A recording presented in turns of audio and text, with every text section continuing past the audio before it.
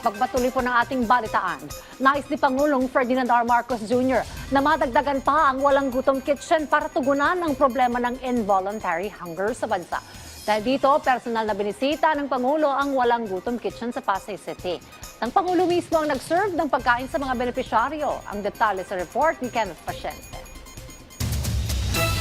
Solo parent si Lynn Mel kaya hamon sa kanya ang gastusin sa araw-araw, lalo na't 4 ang kanyang anak. Kaya para makatipid, lagi siyang nagpupunta sa Walang Gutom Kitchen o WGK ng DSWD sa Pasay. Tampok kasi rito ang libreng pagkain para sa mga individual o pamilya na kapuspalad. Malaking survey po sa amin to. Sobrang laking tulong po ng Walang Gutom. Kasi nakakatipid po. Minsan po kasi sa isang araw bilang solo parent, imbis na naibibili ko ng bigas, naitatabi ko pambaon ng bata. Personal na binisita ni Pangulong Ferdinand R. Marcos Jr. ang WGK. Gusto kasi niyang masilip ang operasyon nito at matiyak na nasiservisyohan ang mga nangangailangan. Suot ang kanyang apron. Nag-ala service crew ang Pangulo dahil siya mismo ang nagsilbi ng tray ng pagkain. Nakapaloob sa tray na yan ang mga masusustansyang pagkain na layong gawing malusog ang mga benepisyaryo. Game na game din ang Pangulo na nakisalo sa mga benepisyaryo na kinantahan pa siya ng happy birthday para sa kanyang kaarawan noong September 13. At ang cake may disenyo na sumasalamin sa datos na bumaba ang hunger incidence sa mga benepisyaryo ng Walang Gutom program batay sa SWS survey.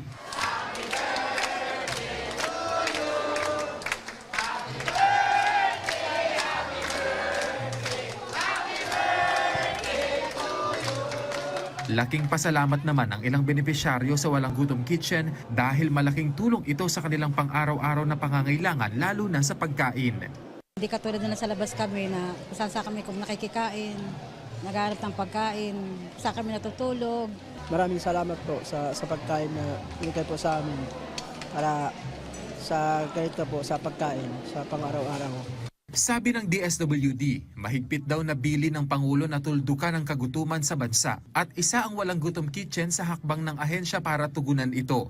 Kaya direktiba raw ng Presidente na madagdagan pa ang ganitong mga inisyatiba. Tinatayang nasa 600 katao ang naseserbisyohan ng Walang Gutom Kitchen na bukas para sa lahat mula alas 6 ng umaga hanggang alas 3 ng hapon. Sa datos ng DSWD hanggang nitong September 17, aabot na sa mahigit 108,000 ang naserbisyohan ng WGK, kung saan umabot na sa mahigit 152,000 ang pagkaing na ipamahagi. Bukod sa masusustansyang pagkain, hatid din ng WGK ang mga iba pang serbisyo gaya ng Tara Basa Tutoring Program na layuning maisama ang pagkatuto ng mga bata mula sa mga pamilyang benepisyaryo.